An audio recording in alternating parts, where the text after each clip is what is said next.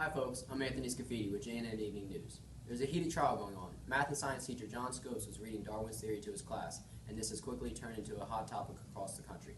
Because as we all know, teaching his theories in school is completely unacceptable, and not to forget, it's against the law. Clarence Darrow strongly supports the study of Darwin's theory, so we'll hear from him in just a bit. This case has become so popular nationwide that people from across the country are coming down to listen. The courthouse has no room left, and the case has been moved outside. And with that, I'll send it down to Wu, who is in Tennessee outside the courthouse. Thank you, Anthony. Now here I am with Mr. Darrow, straight out of the trial. So, Mr. Darrow, what has compelled you to join the trial that Mr. Bryan has decided to join in? Well, the minute Bryan had joined the prosecution team, I wanted to go. So irresistible was the chance to battle the idol of morondom.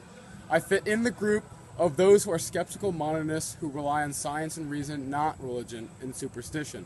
This trial gives me the opportunity to ridicule Christianity before a national audience. Science and skepticism are essential to social progress. The modern world is a child of doubt and inquiry. Religious fanaticism threatens public education and spirit of scientific inquiry necessary for civilization to sustain itself. I have no interest in legal issues here, but only that of being able to promote my belief. Very interesting, such motivation. So for our second question here, what things did you do to harass Mr. Bryan, as we have seen in the trial? Was that a strategic plan? I brought forth Mr. Maynard Metcalf from Johns Hopkins University. My testimony of prominent scientists was my main strategy of showcasing the latest scientific reasoning on evolution. My job is to present the facts and offer what evidence I have. Sure, there was intent to embarrass the creationists. They were purely wrong. Such plan. So for our last question here, why did you think Mr. Bryan won the trial? I alienated many liberal Christians, which convinced millions of people, open-minded Christians, that Bryan is right in his assertion that the contest at Dayton was for and against the Christian religion. Thank you so much, Mr. Darrow, for your time. This is Wu, signing out to you, Johnny. Johnny here, commenting on the effects and results of the trial. The Scopes trial will have both short and long-term effects in the teaching of science in schools in the United States. This will be upheld as a blow for the fundamentalists in the form of waning public opinion. The victory will not be complete. Though the ACLU has taken on the trial as a cause, in the wake of Scopes' conviction, they are unable to find any volunteers to take on the Butler Law, and hopefully the ACLU will eventually give up. The major effect this court case has on religion in America is that it points out the blatant refusal by many states, particularly in the South, to follow the guideline of separation of church and state set by the Founding Fathers. The immediate effects of the trial are going to be evident in the high school biology text used in the next few years. The anti-evolutionist movement is dying out, and in the next 10 years, biology textbooks will remove evolutionary theory.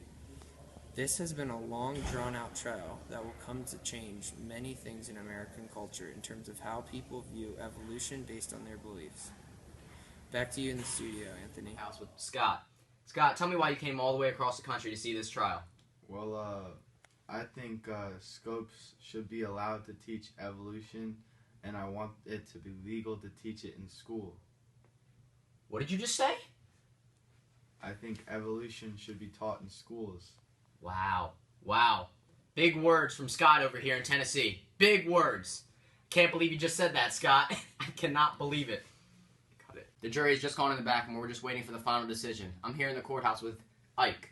Ike, tell me why you came all the way across the country to see this trial. I came all the way from New York just to see this trial because I believe that evolution should not be taught in schools, because Jesus is the one that should be taught in schools. He created all of this, not evolution. Evolution is just, it's nothing. It's nothing without God.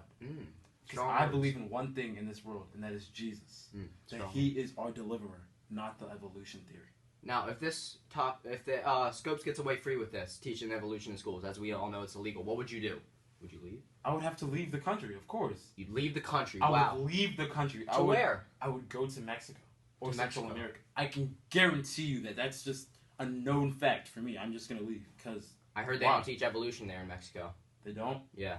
It's my place. Wow. It's my place. More strong words from Ike Nweke here in the courthouse of Tennessee. Back to you. The courthouse, and the trial has just started. Brian LaFew has come all the way from out of state to see this trial. What do you have to say? Why'd you want to come down here, Brian? You know, I just really thought there's history in the making here. Very important trial. It's almost seems as the heart of America is on trial. You know, science versus religion. Couldn't agree Very more. controversial topic, and I just want to see how it's all going to play down here. I couldn't agree more, Brian. Thanks, Johnny. This story took place in 1925, which fits into Period 7, as it dealt with domestic challenges and that of government activism. The most appropriate thinking skill that would apply to the Scopes trial would be historical causation, as the teaching of evolution in Scopes' case led to conflict over traditional beliefs. The theme of culture and society is present when people of traditional and more contemporary views clash. This shows that in a culture of mixed beliefs and values, people create conflict based on what they feel is right and should be promoted.